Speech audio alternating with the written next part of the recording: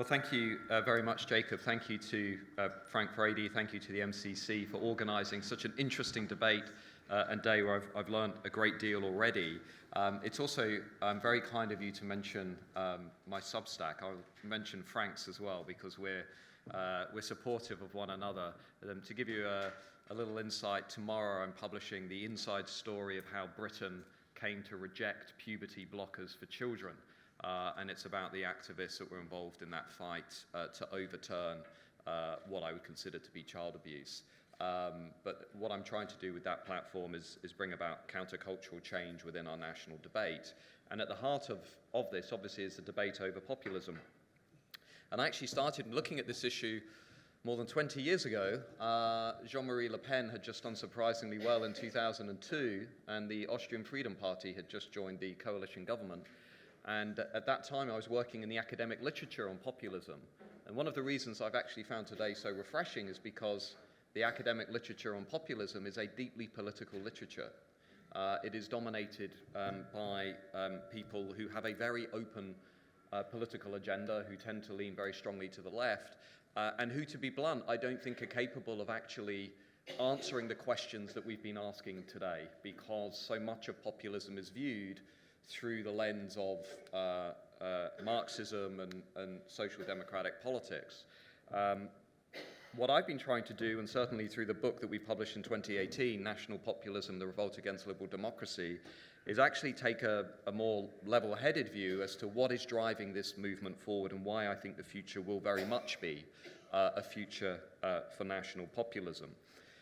Roger Eatwell and I argued that this is a very distinctive movement with a very distinctive ideological tradition that you can trace back more than 100 years. National populism is not just a protest movement, as we heard today. I disagree with that. It is a very distinctive ideology in its own right. It can be defined as a movement which prioritizes the interests and the culture of the national group against what it perceives to be an elite that is corrupt, self-serving, and dismissive of that wider group.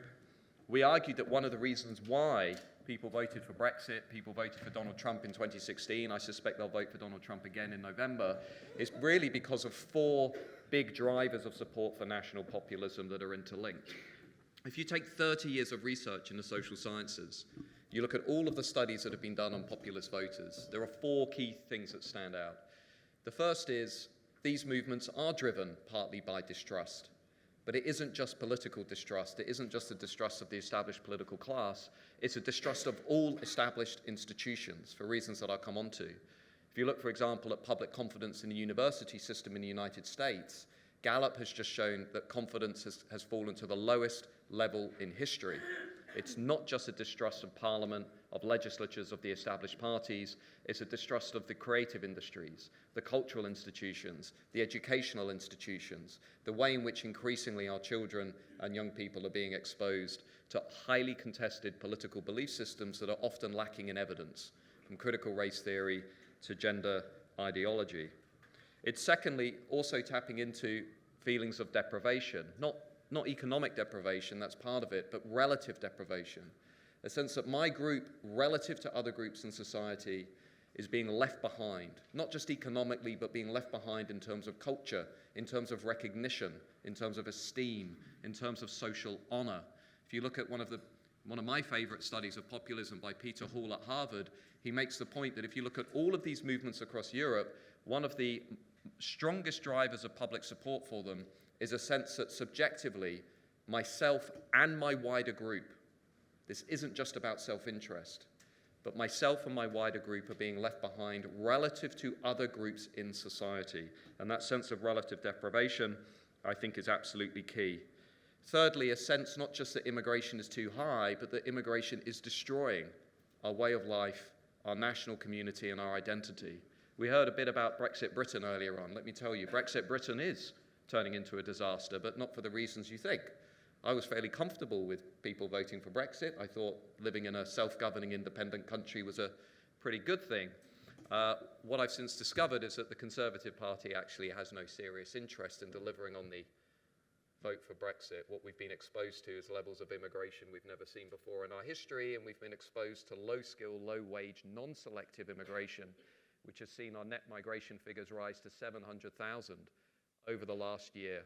Much of that migration is not what Boris Johnson promised. It's not high skill, it's not high wage. It is undermining our national community and our national economy. Here's two stats to consider. If you look at the 2 million people that entered Britain over the last 2 or 3 years, what percentage do you think came to work in high-skilled jobs? The answer is 15%. Outside of those workers, students, relatives of students, asylum seekers, refugees. And if you look at where Britain is going in the future, by 2036, which is only 12 years from now, by 2036, 6.5 million people will enter Britain, 6.1 million because of migration. 92% of our population growth will be because of migration, and the vast majority of that migration will come from outside of Europe. And if you look at every serious study of the fiscal impact of migration, in fact, Ralph has a nice piece on this in Unheard, the evidence is very clear. It is a net fiscal cost to the national economy. It is not a net fiscal benefit. So these fears over the destruction of our ways of life, our community, and our identity are very real. And underpinning national populism, the reason we're seeing some of the remarkable numbers in Germany, the reason we're seeing Vox breaking through in Portugal, the reason we're seeing the Sweden Democrats running the government from behind the scenes is because of a fourth factor, which is de-alignment. All political scientists now share a consensus that party systems have entered a new era of de-alignment, that we no longer are seeing the tribal allegiances that used to hold voters together with the mainstream parties, and that volatility is much stronger among the under 30s. The reason why Marine Le Pen, for example, is doing so well among young women, especially in the hospitality sector, young people under the age of 30, the reason why many national populist parties in Europe are doing well among Gen Z is because we're entering this much more volatile period in politics. So if you put those four things together, that sense of distrust, that sense of deprivation, of destruction, of de-alignment, what we argued in 2018 was that these movements are only going to become stronger and stronger because the established political class, the cultural class, the expert class has not shown itself willing or able to respond to the grievances that are pushing these movements forward. And I think, therefore, we need to spend a lot more time looking at the ruling elite and looking at the people who are actually in control of the institutions and less time looking at the populist voters. Because every time I look at a new study of populist voters, it tells me the same thing, that the core drivers are the same. I think what's changed since 2016 is the ruling elite. So let me just essentially summarize what I think in a sentence. We are living through the greatest radicalization of the elite class since the 1960s. That essentially is what we are living through and have been living through since the votes for Brexit and the vote for Donald Trump. And what I mean by that is increasingly the nature of the elite class has been changing. And in a book published last year called Values, Voice and Virtue, what I argued, more specific to Britain, but I think the argument applies to many other Western democracies, is that the elite class has been changing in many important ways. The rise of a new elite that is mainly comprised of elite university graduates who tend to come from affluent families, who tend to live in the big cities, who tend to lean left on cultural issues, who tend to vote for centre-left parties, or at least embrace social liberalism, if not radical woke progressivism, that new elite is now vying for power with an old economic elite, and in many institutions has actually become the dominant elite class. And we're living through a competition, really, within the elite that is seeing what we would call in Britain the old Tory elite being increasingly replaced by this new graduate, socially liberal elite that largely defines itself by its educational achievement and by its social liberalism, if not its radical woke progressivism. David Goodhart, for example, has called this group the Anywheres. David Brooks has referred to this group as the bourgeoisie bohemians. Christopher Lasch was probably one of the first to notice that the great struggle of our time would not be the masses rebelling against the elites, but the elites rebelling against the masses. And what we've seen since 2016, I think, is the ruling class, about 15 to 20% of the country, essentially coming to define itself, coming to distinguish itself from the masses through its cultural values. And we've not really seen that before. Rob Henderson, who I'm sure you'll know, he's got a really interesting new book out about the history of his life, going through various foster homes, was at Cambridge, has referred to this group as a luxury belief class on the basis that they routinely advocate policies that bring them few costs, which they use to signal their elite credentials to other members of the elite class, but which impose enormous costs on everybody else. Mass immigration would be an example. Gender ideology would be another. Critical race theory and the belief that Western nations are institutionally racist would be another. What many members of the elite class are saying when they say, as the BBC do, that we should teach our children about white privilege, or that we should teach children there are more than 100 genders, is essentially they are saying, we have an elite education, you don't, and this is primarily a source of our social status and our sense of esteem and superiority over everybody else.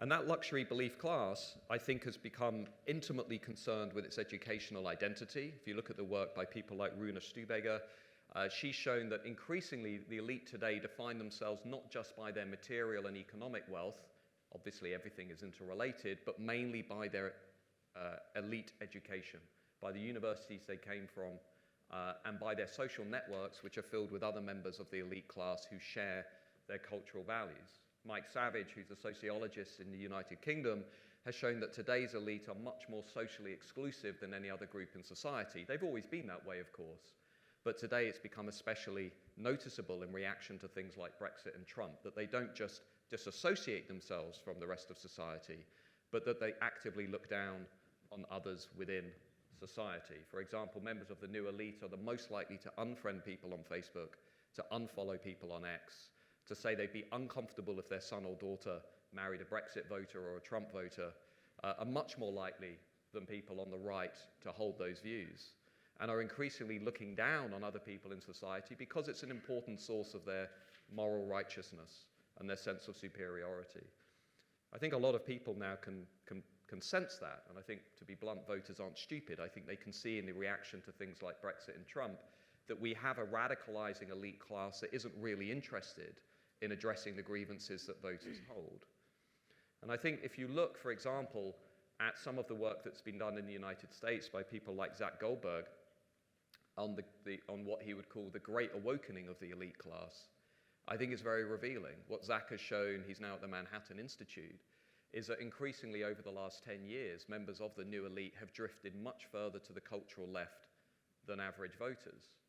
They've become much more obsessed, for example, with the idea that Western nations cannot move forward unless they address historic injustices. They've become much more likely to think racism is the predominant problem facing Western nations. They've become much more supportive of minority group rights. They've become much more hostile to members of their own group. For example, in the United States, white graduate liberals are now more likely to express warmth towards minority groups than to their fellow white Americans. And so what we're seeing increasingly is the elite class moving sharply to the cultural left and embracing radical woke progressivism to try and disassociate itself from everybody else. And I think you can see the radicalization of the elite class in three specific areas. And just before I go into them, I think it's important to say that one of the reasons why I find this so troubling is because these are the people who dominate almost all of the institutions in society. From the universities to legacy media, BBC, legislatures, politics, creative industries, museums, galleries. There is no conspiracy going on within the institutions. It's just that the institutions are dominated by elite graduates who have moved left on culture, so they've taken the institutions with them. I think as a thought exercise every morning, I look at the BBC homepage to interpret how the BBC, which is dominated by elite graduates from affluent backgrounds, interprets the world. And of course, what that gives you is a lens into the mindset of radical progressives. If you look at some of the reports that have been done by groups like More in Common, which is I think it's fair to say, a fairly centrist think tank, More in Common have shown that in most Western democracies, radical progressives represent 15% of their society, 1-5. But they disproportionately dominate almost all of the institutions. So in that way, they're shaping the prevailing conversation. They're shaping the narratives that we tell ourselves about who we are. They're shaping the curriculum in schools. They're shaping the reading lists at universities. They are the gatekeepers of knowledge, what Jonathan Rauch would call the epistemic class. They decide what is legitimate and what is illegitimate to discuss and debate in society. I was struck on Monday evening, I held a debate in the heart of London on whether immigration was good or bad. And within 24 hours, we'd sold 700 tickets and we'd sold out the venue because nobody in Britain is having that conversation in the mainstream debate. Even after October the 7th, if you're somebody like Suella Braverman and you say maybe we have a problem with multiculturalism, the policy, which is immediately obvious to anybody who lives outside the M25, that we have highly segregated communities, that we have many people within Britain who, to be blunt, do not want to share British ways of life and who express openly sympathy for radical Islamism. Suella Braverman is then roundly attacked as being an unacceptable voice in British politics. 14 years ago, Angela Merkel and David Cameron and Nicolas Sarkozy were able to say multiculturalism as a policy is not working. But today, as the elite class have moved further to the cultural left, they've narrowed what is acceptable and what is not acceptable within the social square, within the public square. So those norms and taboos, words like far right, hate, misinformation, have been expanded in order to silence or stigmatize views and values that run counter to the elite.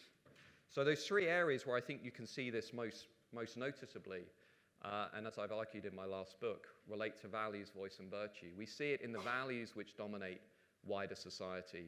It is the values, the tastes, the lifestyles, and the priorities of the elite class that are imposed on the rest of society, whether that relates to pro-EU positions, net zero, gender ideology, radical progressivism, how we think about who we are, our national identity.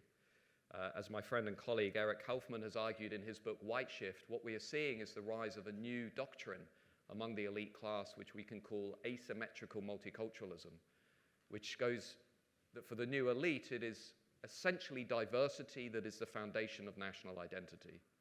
That you are only able to celebrate your national identity if it is interpreted through the lens of diversity. But as even Francis Fukuyama has pointed out, to say that the basis of your identity is diversity is fine, you can say that. But to say that the only thing that defines your national identity is being welcoming of others is like saying you have no national identity of your own. And I think for lots of voters, asymmetrical multiculturalism is very problematic because on the one hand, it forces voters to reshape their sense of identity around universal liberal themes, around the celebration of multiculturalism, around the celebration of diversity, while also simultaneously telling them that there is something wrong with their identity, that there is something shameful about their identity, but that they should simultaneously promote and preserve the identities of minority groups. And that hypocrisy at the heart of multiculturalism, hypocrisy in how we think about national identity, I think underpins national populism in a major way. I think you can also see it in the realm of voice, in the realm of the institutions. If you look at every major institution in Western democracies today, those institutions are increasingly shaped around projecting the voice of the elite minority at the expense of others in society. There's a wonderful book that I like called Diploma Democracy, which was written by two academics, which shows how legislatures and parliaments across Europe are now dominated overwhelmingly by elite graduates who come from the same backgrounds and share the same values. But it's not just politics, even in media. Take British media, for example. Local media's collapsed, regional media's collapsed. The only way of making it into national media today is if your mother or father were in media or you happen to belong to the affluent elite social group.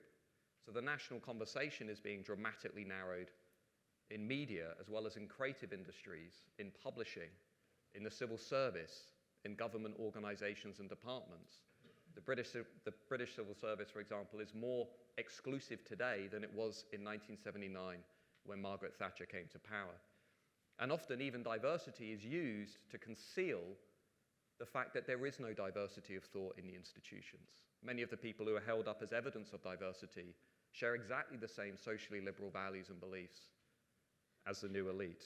And I think you can also see it in the third area, which I refer to as virtue, which is the way in which the new elite have embraced a narrative of identity politics, whereby increasingly social status, social recognition, social esteem, social honor are given now only to minority groups and members of the new graduate elite, while those who belong to the wider majority, to the white majority, or belong to the wrong minority group, as is the case with Jews, are seen as the oppressors, are seen as the low-status oppressor groups.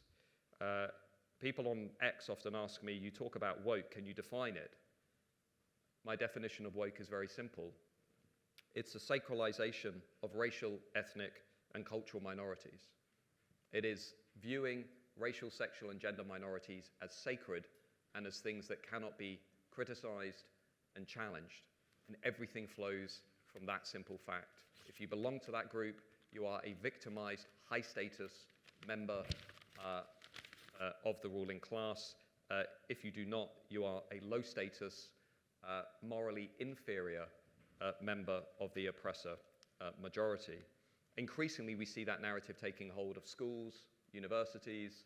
In Britain, the incoming Labour government has confirmed it will mainstream critical race theory, teaching children about white privilege, teaching them about identity politics, importing the same narratives from America. Britain, as a recent book aptly pointed out, is not America. So what do we do in my final 30 seconds? We need to reform the institutions. We need to establish new vehicles and ecosystems that give voice to people from outside of the new elite. That means Substacks, YouTube channels, alternative media, new television channels, new publications, anything that can rival legacy institutions. It means we need to somehow find ways of giving much greater expression to the values of the majority.